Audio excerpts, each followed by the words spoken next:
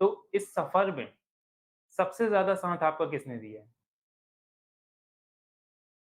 Okay, actually ये बड़ा ही कठिन सवाल है कि सबसे ज़्यादा बताना थोड़ा ऐसे हो जाता है कि कैसे बोला जा सकता है?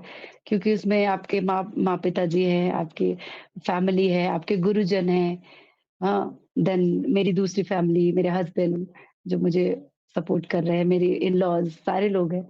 बट अगर सबसे ज़्यादा बोला जाए तो आई थिंक इट्स मेरे बड़े भैया हैं, गोपाल कृष्ण सोनी, हम उन्हें मंजा भैया बोलते हैं। ही इज़ द वन जो आई थिंक सबसे बड़ी चीज़ है कि अगर वो सपोर्ट नहीं करते तो मैं बरही से जबलपुर नहीं आती, जबलपुर से अ, दिल्ली नहीं जाती, दिल्ली से मुंबई आना मुश्किल था एंड हर एक चीज़ में जिसने मुझे सबसे ज़्यादा सपोर्ट किया मेंटली भी, फाइनेंशियली भी and in every way, so he is the one मेरे बड़े भैया। एक्टिंग से संबंधित कोई ज़रूरी बात जो आप यंग आर्टिस्ट को शेयर करना चाहेंगी? मुझे लगता है लाइफ है ना उसको एन्जॉय करना ही सबसे ज़रूरी है।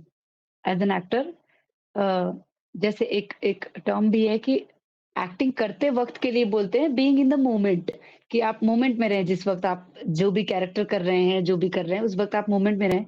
पर मुझे लगता है कि वो तो है ही, उसकी बहुत ही खूबसूरत प्रोसेस है एक, वो ये है कि in life you should be in the moment क्योंकि हम लाइफ में भी मोमेंट में नहीं रहते हैं, हम प्रेज़ेंट में रह के पास्ट सोच रहे हैं एंड देन फ्यूचर सोच रहे हैं। तो मोमेंट में तो हम जीते नहीं हैं तब ज़्यादा मुश्किल है। मुझे लगता है बहुत अच्छी प्रैक्टिस है कि आप जब जी रहे हैं उस वक़्त जिस वक़्त जो काम कर रहे हैं, उसको शिद्दत से करें। हर चीज़ को एन्जॉय करें, वो बहुत अच्छी प्रोसेस है, वो बहुत कुछ सिखाता है। बहुत ही अच्छी बात बताई आपने। आपकी फैमिली का क्या रिएक्शन था जब आपने बताया कि आप एक्टिंग की फ़ील्ड में जाना चाहते हैं? थोड़ा डिफरेंट था ऑफ कोर्स। मैंने पहले भी कुछ बताया कि हाँ, उनके लिए थोड़ा शॉकिंग था कि उन्हें लगा अरे! ये क्या हो गया?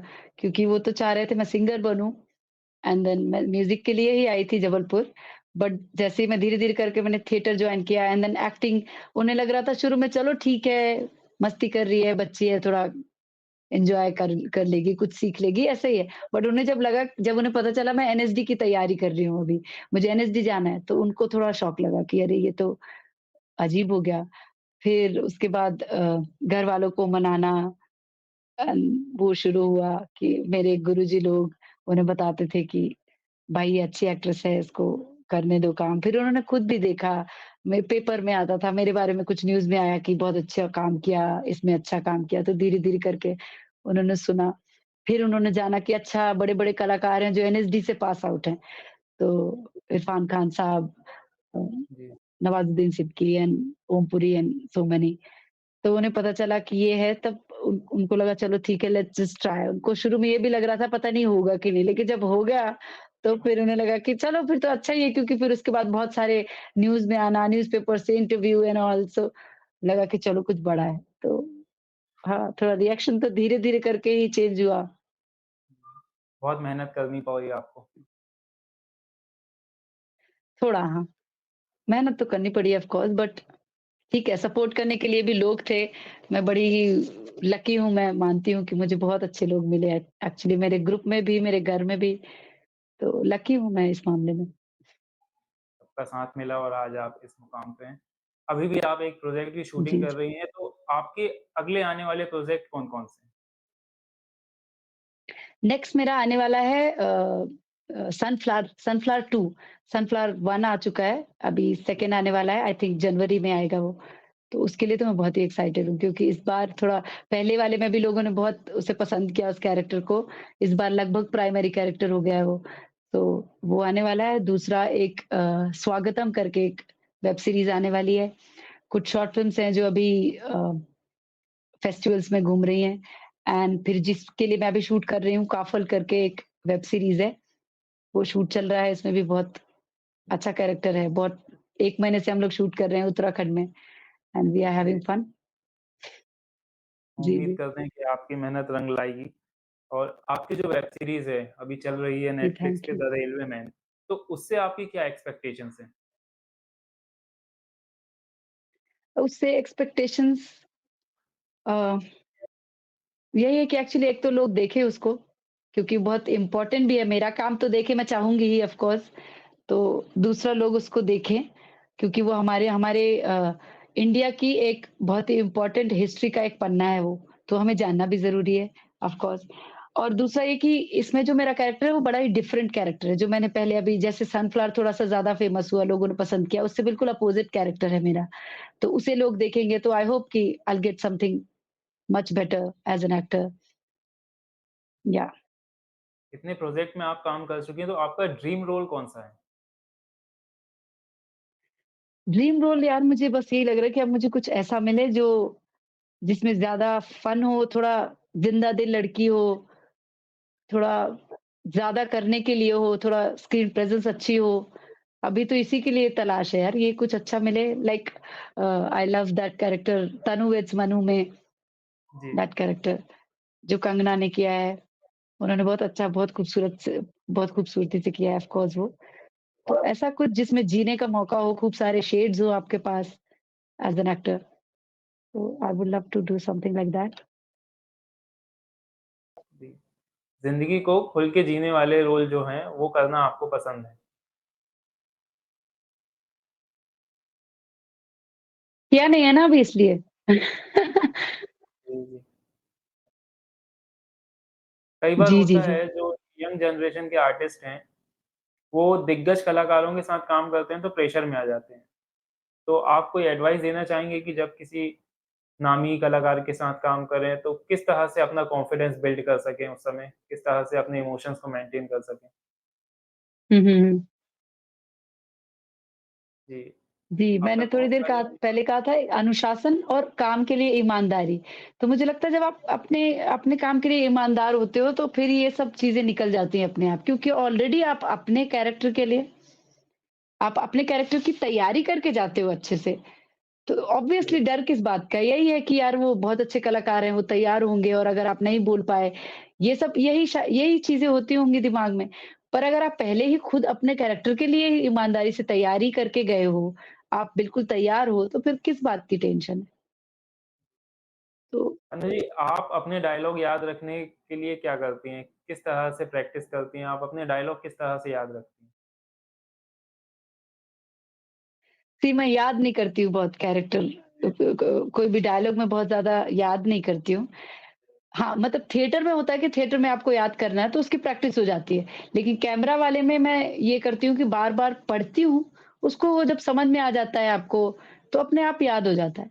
उसको याद करने की ज़रूरत होती ही नहीं है। जब आपको सिचुएशन समझ में आ जाती है, कैरेक्टर किस तरह के शब्दों का इस्तेमाल करेगा इसको बोलने के लिए, अपने आप ही कैरेक्टर आपका आता जाता है, वो शब्द आपकी ज़ुबान पे आते हैं। सिचुएशन आप 2-3 बार पढ़ते हैं तो वो अपने आप याद हो जाता है। बहुत मेहनत करनी नहीं पड़ती है। चलते-चलते आप अपने फैन्स और हमारे दर्शकों को क्या सलाह देना चाहेंगे या फिर क्या रिक्वेस्ट करना चाहेंगे अपनी वेब सीरीज़ के बारे में? मैं क्या कुछ बोलूँगी कि खास प्लीज़ उस वेब सीरीज़ को देखिए एंड क्योंकि ये मेरे लिए तो मैं बड़ी खुशी की बात है, आप प्लीज़ मेरा काम देखिए, मुझे अच्छा लगेगा।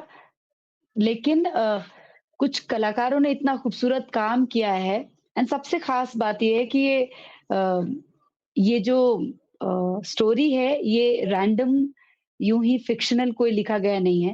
इसमें फ़िक्शनल चीज़ें डाली गई हैं ऑफ़ कोर्स, पर ये हमारे लिए इम्पोर्टेंट काम भी है। ये देखना, ये जानना कि हमारे यहाँ क्या हुआ था। सो ये एक बहुत इम्पोर्टेंट चीज़ है, I think you should watch. Should definitely go and watch and please काम देखिए, के मैनन सर ने बहुत ही अच्छा काम किया है, माधवन सर ने बहुत अच्छा काम किया है, बाबिल ने बहुत अच्छा काम किया है, देवेंदु जी ने बहुत अच्छा काम किया है, एवरीबॉडी बहुत ही खूबसूरत। मेरे बैचमेट्स भी हैं इसमें 2 भूमिका दुबे और गंधर्व दीवान, तो बड़ी स्पेशल सीरीज़ है ये मेरे लिए। तो मैं यही रिक्वेस्ट करूँगी कि प्लीज़ आप नेटफ्लिक्स में जाइए, अगर आपके पास है नेटफ्लिक्स तो बहुत अच्छी बात है, नहीं हो तो प्लीज़ डाउनलोड कीजिए एंड देन देखिए। तो दोस्तों, जो कहानी जो भोपाल गैस कांड की ट्रेजेडी हम किताबों में पढ़ते आए हैं, वो वेब सीरीज़ के माध्यम से नेटफ्लिक्स पर आ चुकी है, तो वो हमें ज़रूर देखना चाहिए। और आज हमने बात की है अन्नू जी से जिन्होंने कटनी के पास एक जगह से रहते हुए जबलपुर आईं, फिर जबलपुर से निकल के वेब सीरीज़ में और फ़िल्मों में अपना एक मुकाम बनाया है। ये हमें प्रेरणा भी देता है कि कैसे हम संघर्ष करके किसी भी मुकाम तक पहुँच सकते हैं। आपने कई लोगों को अपने काम से, अपनी वेब सीरीज़ के माध्यम से, अपनी फ़िल्मों के माध्यम से प्रेरणा दी है। हम उम्मीद करते हैं कि आपका भविष्य इतना ही उज्ज्वल हो और आप आगे कई बड़े प्रोजेक्ट करें और काफ़ी कामयाबी हासिल करें। Thank you so much, thank you so much. हमारे शो में आने के लिए आपका बहुत-बहुत धन्यवाद। Thank you so much. Actually मेरा नाम है I was just about to say मेरा नाम है अन्नपूर्णा सोनी, पूरा नाम है। आपने अनु कहा ऑफ कोर्स बड़ा ही अच्छा है, बड़ा ही फ़ैमिलियर भी है क्योंकि आप जबलपुर से ही हैं आई थिंक, तो जी, वहाँ पे तो सब मुझे अन्नू ही बोलते हैं। जी। सो या it's nice but thank you so much, बहुत बहुत अच्छा अच्छा लगा है लगा कि आपसे जब बात करके। जी, जी, हमारे शहर के पास से या फिर हमारे ही राज्य के जो आर्टिस्ट हैं, वो इस मुकाम तक पहुँचते हैं, तो ये हम सबके लिए बहुत प्रेरणा वाली बात है। बहुत-बहुत धन्यवाद आपका, हमारे शो पर आने के लिए। Thank you so much. तो दोस्तों, हम आपको आगे भी ऐसे ही कलाकारों से मिलवाते रहेंगे, तब तक के लिए आप देखते रहिए Entertainment Junction only on C times.